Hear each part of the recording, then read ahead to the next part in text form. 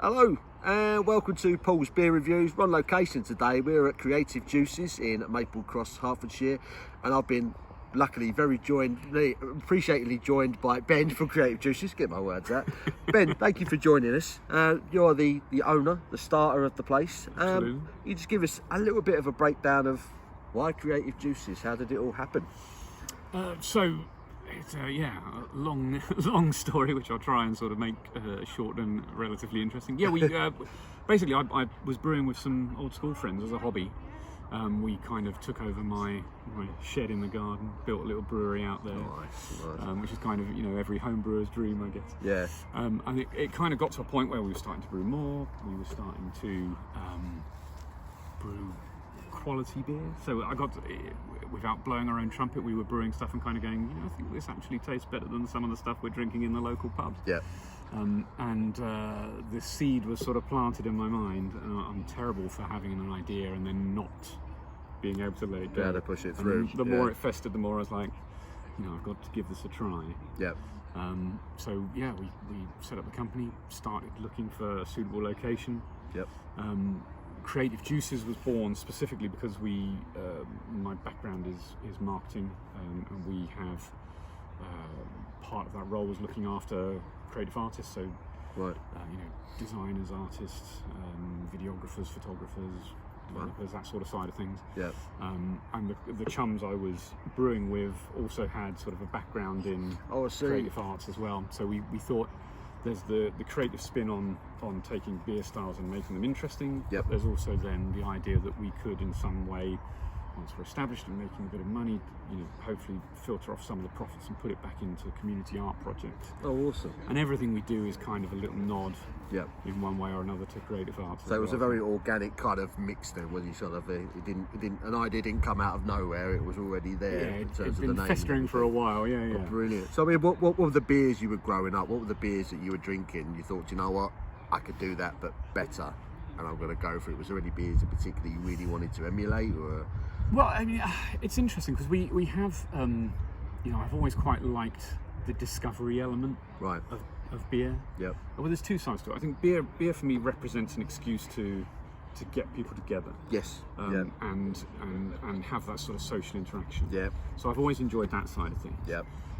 The other side is the exploration and trying new styles and new flavours, and I've always kind of steered away from the mass-produced stuff, and gone, I'll try a little independent kind. Yeah. I remember doing that when I was at uni. Yep. And everyone was drinking sort of watered down Heineken or whatever. Foster's and everything else. I was always trying to find something a bit more interesting. Yeah. Which I'm sure I probably got ribbed for at the time. Yeah. I remember going on holiday to San Francisco years ago. Oh wow! Yeah. And going into one of these bars, and you're sort of presented with a wall of taps that are 50 different brands and all these really exciting. So I think where do you start, kind of thing, So I remember having Anchor Steam in there, which is kind of one of the original, sort of craft revolution type beers. And so there's I've always had that interest, and then. Fast forward to more recent times, London has been a real sort of hub of craft beer, of craft beer. So places like the Burns and Mile, you go down and do that. Yeah. And there are, I know they get a bit of a bashing of late, certainly. Yes. But, the brew dogs of the world and the beaver towns of the world, who, in my eyes, kind of paved the way for lots of the craft beer breweries that are out there. Exactly.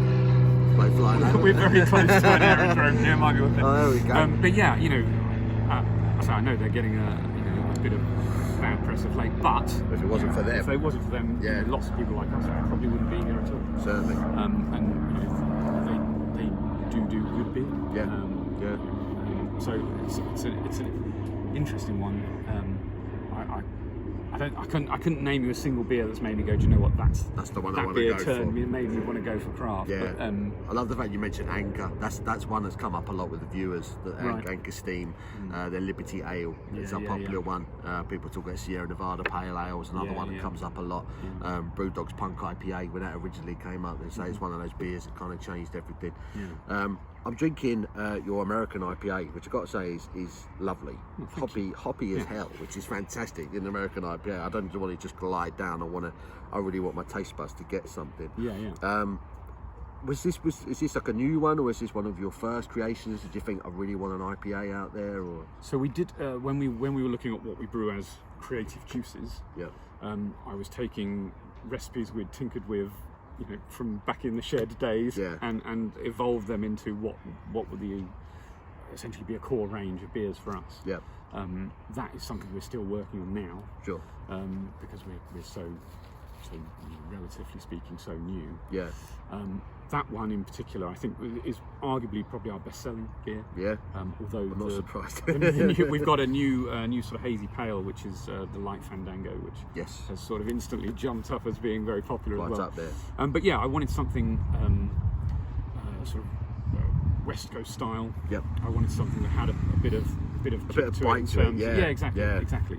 A bit of flavour in terms of the hops and the aroma that you get with that, but also the way I describe it when people are asking me is you have your pint, you finish it, and then you kind of go, I could do another one of them. Yeah. That's what I was hoping to get with that. This for me, I love a good West Coast IPA. Yeah. And this for me covers all the bases, because you've got that pint in history, you've got a really big hoppy bitter kick to it at the end as well, and there's a little bit of malt as well in there as well, which really comes up, a little bit of sweetness, which is beautiful. I think every good West Coast IPA should be a balance, and I've always said Sierra Nevada. I'm a big fan of Sierra Nevada, and their beers always have a lot of balance. That for me makes a good IPA. If there's a balance to it, there's almost stages to it. Yeah. This does that for me. Yeah. Considering it's the first beer I've had from you guys as well. Yeah. Ordered it before Ben turned up, by the way. So it's lovely. It's really, really good. So I'm well impressed. So well done with that one. Thank you. And like you say, I mean, when did you guys open up? So we opened, unfortunately, opened in October 2019. So managed to do just shy of 5 months before the whole global pandemic kicked off, and we had to shut down again. And largely, I set everything up on my own. So when it hit, we didn't have a choice. We just kind of had to shut the doors. And the plan at the time was batten down the hatches. Maybe it'd be a couple of weeks and we'll be back open again. Fast forward a year and a half, and it's only now that we're trying to work out what business as usual looks like now. Sure. And I don't think anyone really knows the answer to that just yet. But we're all guessing, aren't we? Still. But yeah, it's been a tough time for the industry as a whole. So for us as an entity, it's the challenge is, our original business plan is long out the window, and now we've got to try and work out what state the trade market will be in. We have our little tap room here, so we still sell directly to people who want to come and try the beers like you. Sure. So that keeps us ticking over as well. Yep. But at the moment it's quite erratic. And we're hearing that from other trade customers that we talk to. Yeah. So you feel like you're kind of guessing at the moment, really, a little bit, what's coming around the corner, a you know. Bit. But I got to tell you, in terms of location, it doesn't get much better than this, does it? Really, sitting there having a pint on a Thursday evening, it's lovely. This farm, I mean, what was it before? Is it still a working farm, or is it? Yeah, so it's a working farm. They do a mixture of arable and cattle. But the farm itself has got a really, really long history. It was 792, I think it came into existence. Yep. And it was St Albans Abbey used to own the land. Oh, right. Okay. And they gave the land to one of the knights who protected the abbey for payment for services, and that's when it first became a farm. Oh, wow. And it's been, so hundreds and hundreds of years it's been a farm. Yeah. The more recent times, the lady who owns the farm sold off the dairy cattle, right? Or the dairy herd, sorry. And the building we occupy, which is the one behind us here, is the old dairy building. Lovely. So it was 3 years it had been empty before we kind of came along and said, if you let us renovate the building, we'll put a brewery in it. And they were like, great. So we've done that. So we've kind of breathed a little bit of life back into the building, a little bit of life back into the farm, and hopefully, that's the start of a few more businesses coming down. We've got the tea shack next door. We've got a little artist around the corner and a carpenter. Brilliant. And we're actively now sort of looking at what other businesses can we bring on to complement that Yeah. with a focus on Making it a bit organic more farming and and making it a bit more of a destination Yeah, as well, exactly, you know, exactly. so people got a reason more other than just a beer to come here, so Yeah. more people you've got coming in, the more stuff of this you're going to sell, you know, which is fantastic. But we looked at industrial units and from a very selfish point of view, having this as your office is not a bad place. Not to bad be. at all, is it? I Especially could if get the sun's not out today, but if it's if it's a lovely sunny day, it's you could be, considering where we are location-wise, proximity to London and the nearest towns and whatnot. so we could be in the middle of the countryside here. And, it's beautiful. So, It is lovely. It is lovely. I think absolutely perfect. Sat here enjoying a very good American IPA. It's absolutely beautiful. Dare I ask you about future plans and where you plan to go, or because I mean we're in this hop garden, which is beautiful, and to be honest, it's absolutely perfect at the moment because the weather's lovely. Obviously the tap room is closed at the moment for obvious reasons. Yep. But I mean, in terms of future plans, hopefully in a few weeks' time, will you be looking to get the doors open? Tap room back open, yeah. That's the plan. I mean, obviously we need to wait and see what the rules will be. Sure. The issue we have is it's kind of, because it's old and quirky, and we've left it as much like the dairy parlour as we could. Yep. So you've still got the milking pit. Yep. We've got the tap room itself is in the old grain store. Right. The brewery is actually in what was the cow shed. Right. So it's all a little awkward and quirky. Yeah. And it means we can't really do social distancing any justice inside. So No, that's definitely. why we have to wait until the rules are relaxed. Yep. And then now we're sort of serving out through the front door into the garden. We've got to find somewhere for all the stuff we've accumulated over the last few months to live. But It's great. We've got this garden here and it's all lit up nicely. We've got all the wildflowers and everything. It looks absolutely fantastic. It really does look fantastic.